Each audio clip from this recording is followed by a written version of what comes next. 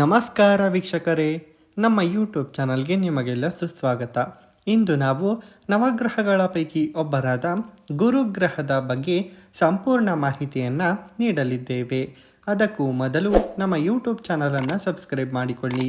ಪಕ್ಕದಲ್ಲಿ ಕಾಣುತ್ತಿರುವ bell ಬಟನನ್ನು click ಮಾಡಿ. ಹೌದು ವೀಕ್ಷಕರೇ, ಸೌರವ್ಯೂಹದ ಅತಿ ದೊಡ್ಡ ಗ್ರಹವಾದ ಗುರು ವೈದಿಕ ಜ್ಯೋತಿಷ್ಯದಲ್ಲಿ ಜ್ಞಾನ, ಸಂಪತ್ತು, ಅದೃಷ್ಟ ಮತ್ತು ಸಂತತಿಯ ಸಂಕೇತವಾಗಿದೆ. ಇದು ಸಕಾರಾತ್ಮಕತೆ, ಆಧ್ಯಾತ್ಮಿಕತೆ ಮತ್ತು ವಿಸ್ತರಣೆಯನ್ನು ಸೂಚಿಸುತ್ತದೆ. ಖಗೋಳಶಾಸ್ತ್ರದ ಪ್ರಕಾರ ತನ್ನ ಬೃಹತ್ ಗುರುತ್ವಾಕರ್ಷಣೆಯಿಂದ ಭೂಮಿಯತ್ತ ಬರುವ ಕ್ಷುದ್ರ ಗ್ರಹಗಳನ್ನು ತಡೆದು ರಕ್ಷಕವಚವಾಗಿ ಕಾರ್ಯನಿರ್ವಹಿಸುತ್ತದೆ ಗುರುಗ್ರಹವು. ಹಾಗಾದರೆ ಗುರು ಗ್ರಹದ ಮುಖ್ಯ ಮಹತ್ವಗಳನ್ನು ಇನ್ನಷ್ಟು ತಿಳಿಯೋಣ.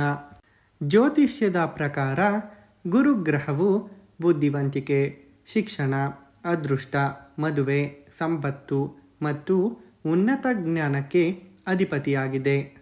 ಜಾತಕದಲ್ಲಿ ಗುರು ಬಲವಾಗಿದ್ದರೆ ಜೀವನದಲ್ಲಿ ಯಶಸ್ಸು, ಸುಖ, ಸಮೃದ್ಧಿ ಮತ್ತು ಕೀರ್ತಿ ದೊರೆಯುತ್ತದೆ ಎಂಬ ಬಲವಾದ ನಂಬಿಕೆ ಇದೆ. ಖಗೋಳಶಾಸ್ತ್ರದ ಪ್ರಕಾರ ಗುರುವು ಸೌರವ್ಯೂಹದ ಅತಿದೊಡ್ಡ ಗ್ರಹ. ಇದು ಅನಿಲ ದೈತ್ಯ ಆಗಿದ್ದು ಹೈಡ್ರೋಜನ್ ಮತ್ತು ಹೀಲಿಯಂನಿಂದ ಕೂಡಿದೆ. ಭೂಮಿಯ ರಕ್ಷಕ. ಹೌದು ವೀಕ್ಷಕರೇ, ಗುರುಗ್ರಹವು ತನ್ನ ಪ್ರಬಲ ಗುರುತ್ವಾಕರ್ಷಣೆಯಿಂದ ಭೂಮಿಗೆ ಅಪ್ಪಳಿಸಬಹುದಾದ ಕ್ಷುದ್ರ ಗ್ರಹಗಳು ಮತ್ತು ಧೂಮಕೇತುಗಳನ್ನು ತನ್ನೆಡೆಗೆ ಆಕರ್ಷಿಸಿ ಅಥವಾ ದಾರಿ ತಪ್ಪಿಸಿ ಭೂಮಿಯನ್ನು ರಕ್ಷಿಸುತ್ತದೆ. ರಾಶಿ ಮತ್ತು ಪ್ರಭಾವ. ಗುರುವು ಧನಸ್ಸು ಮತ್ತು ಮೀನ ರಾಶಿಗಳ ಅಧಿಪತಿ. ಜಾತಕದಲ್ಲಿ ಇದು ಉತ್ತುಂಗದಲ್ಲಿದ್ದಾಗ ಆರೋಗ್ಯ, ಸಂತೋಷ ಮತ್ತು ಹಣಕಾಸಿನ ಸ್ಥಿರತೆಯನ್ನು ತರುತ್ತದೆ. ಇದರ ಬಗ್ಗೆ ಇನ್ನಷ್ಟು ತಿಳಿಯೋಣ. ಹೌದು ವೀಕ್ಷಕರೇ, ಮೊದಲೇ ಹೇಳಿದ ಹಾಗೆ ಗುರುಗ್ರಹವು ಜ್ಯೋತಿಷ್ಯದ ಪ್ರಕಾರ ಧನುರಾಶಿ ಮತ್ತು ಮೀನರಾಶಿಯವರಿಗೆ ಅಧಿಪತಿಯಾಗಿದ್ದಾರೆ.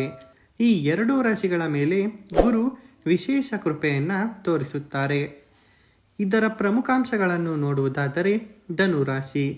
ಗುರುವು ಧನುರಾಶಿಯ ಆಡಳಿತ ಗ್ರಹವಾಗಿದ್ದು ಜ್ಞಾನ ಮತ್ತು ಅದೃಷ್ಟವನ್ನು ಸೂಚಿಸುತ್ತದೆ. ಮತ್ತು ಮೀನರಾಶಿ. ಮೀನರಾಶಿಯ ಅಧಿಪತಿಯು ಗುರುವೇ ಕೂಡ ಆಗಿದ್ದಾರೆ. ಇದು ಆಧ್ಯಾತ್ಮಿಕತೆ ಮತ್ತು ವಿಸ್ತರಣೆಯನ್ನು ಪ್ರತಿನಿಧಿಸುತ್ತದೆ. ಉಚ್ಚ ಮತ್ತು ನೀಚ.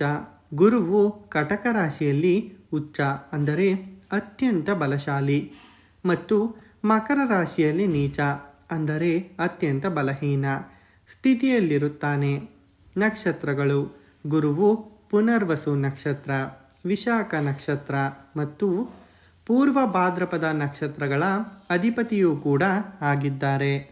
ಗುರುವು ಜ್ಞಾನ, ಅದೃಷ್ಟ, ಸಂಪತ್ತು ಮತ್ತು ಮದುವೆಗೆ ಸಂಬಂಧಿಸಿದ ಶುಭ ಗ್ರಹವೆಂದು ಪರಿಗಣಿಸಲಾಗುತ್ತದೆ. ಪರಿಹಾರೋಪಾಯಗಳು. ಜ್ಯೋತಿಷ್ಯದಲ್ಲಿ ಗುರುವನ್ನು ಬಲಪಡಿಸಿಕೊಳ್ಳಲು ಗುರುವಾರ ವ್ರತ ಆಚರಿಸುವುದು, ಹಳದಿ ಬಣ್ಣದ ವಸ್ತ್ರಗಳನ್ನು ದಾನ ಮಾಡುವುದು ಮತ್ತು ಓಂ ಗ್ರಾಂ ಗ್ರೀಂ ಸಹ ಗುರುವೇ ನಮಃ ಮಂತ್ರ ಪಠಿಸುವುದು ಪರಿಣಾಮಕಾರಿ ಎಂದು ಪರಿಗಣಿಸಲಾಗಿದೆ.